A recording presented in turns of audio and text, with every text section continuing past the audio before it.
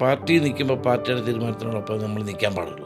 പാർട്ടിക്കകത്ത് പറയാം, പാർട്ടിക്കകത്ത് നമ്മൾ പുറത്ത് പബ്ലിക്കലി ഒറ്റയ്ക്ക് ഇരിക്കാൻ ഒട്ടും ഇഷ്ടമല്ല.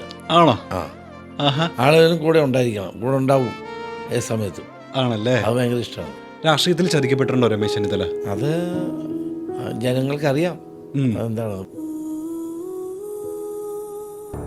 കേരളത്തിൽ ഇനി സംഭവിക്കേണ്ട ഏറ്റവും വലിയ മാറ്റങ്ങളായിട്ട് ഒരു റെവല്യൂഷൻ ഇവിടെ സംഭവിക്കേണ്ടത് ഉണ്ടെങ്കിൽ അത് എന്തൊക്കെയാണെന്നാണ്? ഒരു ദിവസം തന്നെ 7000 പേരെ കാനഡയിലേക്ക് പറഞ്ഞു വിട്ട് ഓരോ റിക്രൂട്ടിങ് ഏജൻസികൾ.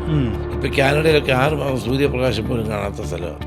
ഈ കുട്ടികളൊക്കെ അവിടെ പോയി കിടന്ന് കഷ്ടപ്പെടുകയാണ്. ഞാൻ കുറ്റം പറയാൻ 10 വർഷം ഈ ഗവൺമെന്റ് ഇവിടെ ഭരിക്കുന്നു, ഈ രംഗത്തൊന്നും ചെയ്യാൻ കഴിഞ്ഞിട്ടില്ല. ഇപ്പോഴത്തെ നല്ലൊരു മഴ പെയ്ത എറണാകുളം വെള്ളത്തിനടിയിലാണ് അല്ലേ? അതെ. കൊച്ചി ട്രിവാൻഡ്രം വെള്ളത്തിനടിയിലാണ്. ഇതൊക്കെ രാജാക്കന്മാരുടെ കാലത്ത് ഉണ്ടാക്കിയതല്ല. ഒരു മുഖ്യമന്ത്രി സ്ഥാനം കാണുന്ന ഒരു കോൺഗ്രസ് നേതാവിൻ്റെ പേര് പറയാൻ പറഞ്ഞാൽ ആരുടെ പേരായിരിക്കും പരാമർശിക്കുക? പി സ്വരാജ് പ്രസംഗിക്കുന്ന ആളാണ്. ഞാനെപ്പോഴും അദ്ദേഹത്തെ എൻകറേജ് ചെയ്യാറുള്ളൂ. എഴുതുന്ന ആളാണ്, എൻകറേജ് ചെയ്യുന്ന ആളാണ്. എനിക്ക് ഇഷ്ടം മോഹൻലാലിനെയാണ്, എൻ്റെ വൈഫിന് ഇഷ്ടം മമ്മൂട്ടിയാണ്. അതവർക്ക് അറിയാം രണ്ടുപേരും.